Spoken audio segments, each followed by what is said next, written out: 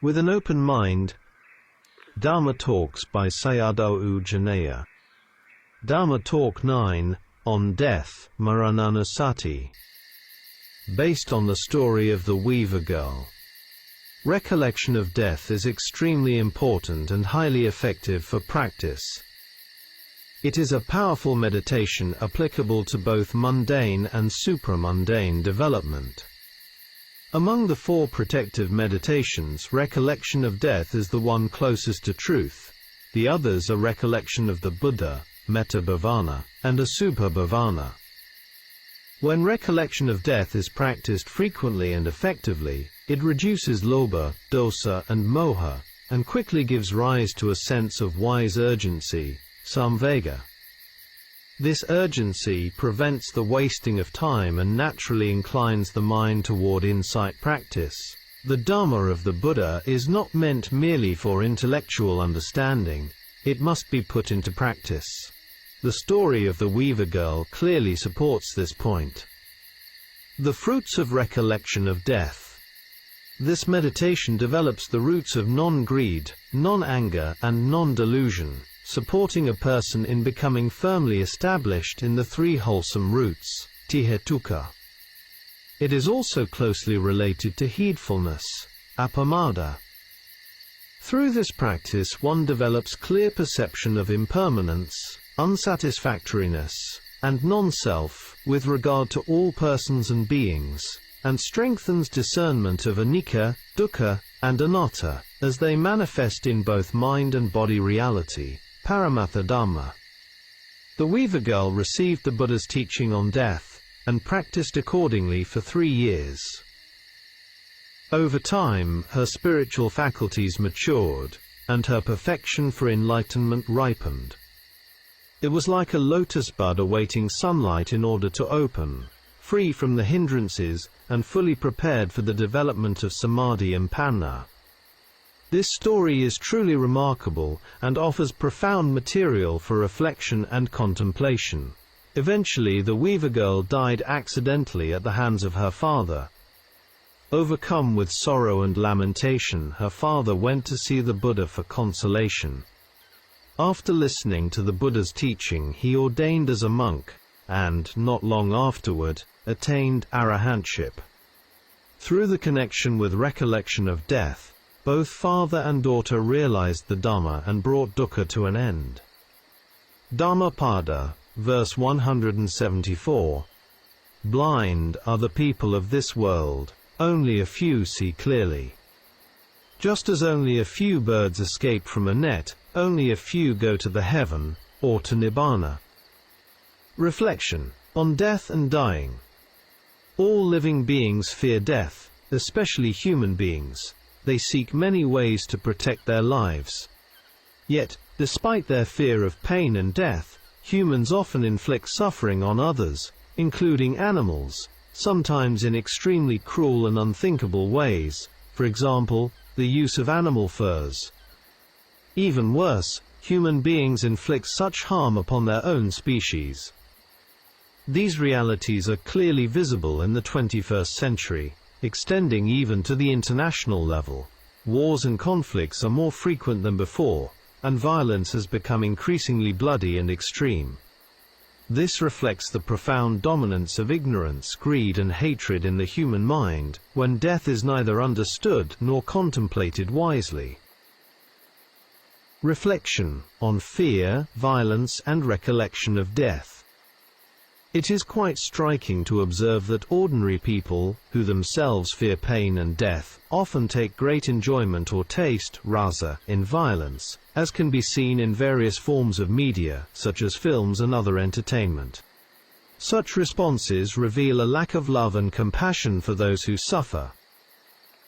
This reflects an untrained mind, which naturally inclines toward unwholesome objects and activities. For this reason, recollection of death, Maraṇānussati, is of great importance.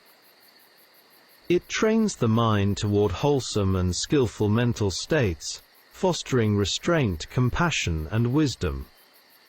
Like many other Buddhist contemplations, Recollection of death becomes effective only through frequent and sustained reflection. To support this contemplation, one should study relevant canonical and commentarial sources. The Visuddhimagga contains an important section on death contemplation. Other valuable contemporary works include Beyond Coping, a study guide on aging, illness, death and separation, and Undaunted, the Buddha's teachings on aging, illness, death and the deathless, both by Ajahn Thanissaro. If we have opportunities to observe and reflect on aging, sickness and dying, these can become powerful supports for insight. Documentary films addressing these themes may also be beneficial. Direct observation of autopsies, where appropriate, can be valuable not only for asubha bhadana, but also for deepening reflection on death itself. Such experiences can arouse strong samvega and reveal the essentially insubstantial nature of the physical body, which is so often misused as a basis for sensual pleasure, leading to the waste of our precious human life in foolish and unskillful pursuits. All of the phenomena discussed above help turn the mind toward goodwill, love and compassion for our fellow human beings, because we all share the same fundamental difficulties and sufferings. These reflections also remind us not to squander our time but to engage in actions that are genuinely beneficial, for ourselves and for others, actions which results will accompany us into the future. This human world is a rare and precious field of opportunity, a place to cultivate goodness, develop wisdom, and ultimately transcend dukkha. Reflection, guests. Sayadaw Uttamo Sagaying once gave an excellent Dhamma talk entitled Things Which Are Like Guests. In this talk he explained that there are three kinds of guests: human beings, feelings, and defilements.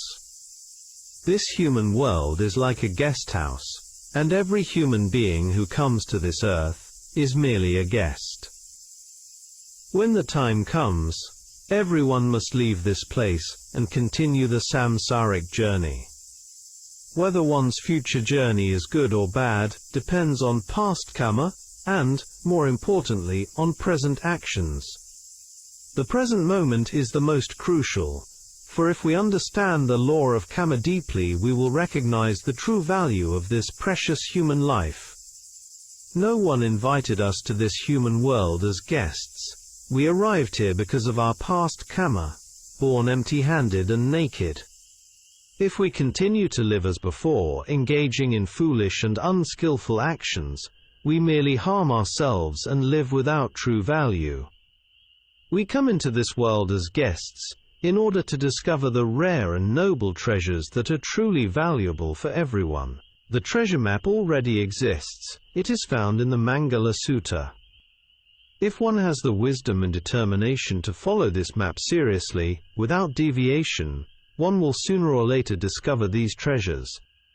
Otherwise, one will continue to wander as a guest through the 31 realms of existence, which are not our true homes, and never find lasting peace or happiness in any of them. Every human being should clearly understand that we are only temporary guests, and that life is very short. We all share the same fundamental problems: aging, sickness, and death. Recognizing this, we should cultivate kindness, love, and compassion toward one another, and develop goodness in our lives. When people harm one another out of greed, hatred, and delusion, suffering only increases. Such conflicts, whether between individuals or nations, ultimately harm oneself above all. Whatever good or bad results arise, the responsibility lies solely with oneself. This is the fundamental truth of the law of karma. Therefore, as human beings living on this earth, we are entrusted with a duty, an opportunity, and a rare chance to refrain from evil, to cultivate good, and to purify the mind. We should always remember that we are merely guests, and use this reflection as a basis for wise contemplation and practice. The second type of guests, feelings, Vedana. The second type of guests are feelings, Vedana. In many respects, they are even more influential than external guests, such as other living beings. This is because our reactions to the external world are largely centered on feelings. These guests are constantly coming and going within the Khandha guest house. Understanding feelings and learning how to protect oneself from being dominated by them is extremely important. Otherwise, human beings suffer greatly by oppressing and torturing themselves through unwise reactions.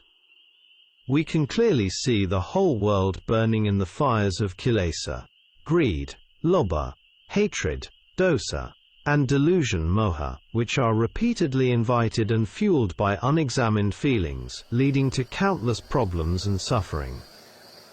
Human beings easily become lost in pleasant feelings, react strongly against painful feelings, and are deluded by neutral feelings.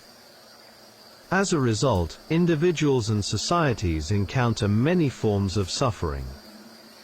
We especially crave pleasant feeling, Sukha Vedana, and magnify it excessively, while our perceptions deceive us. In reality, pleasant feelings are insignificant. They are impermanent, unstable, and fleeting. When we become attached to them, they give rise to a great deal of dukkha. Pleasant feeling provides a certain gratification, asada, but it also carries great danger, adinava. The gratification is small and short-lived, while the suffering that follows is substantial.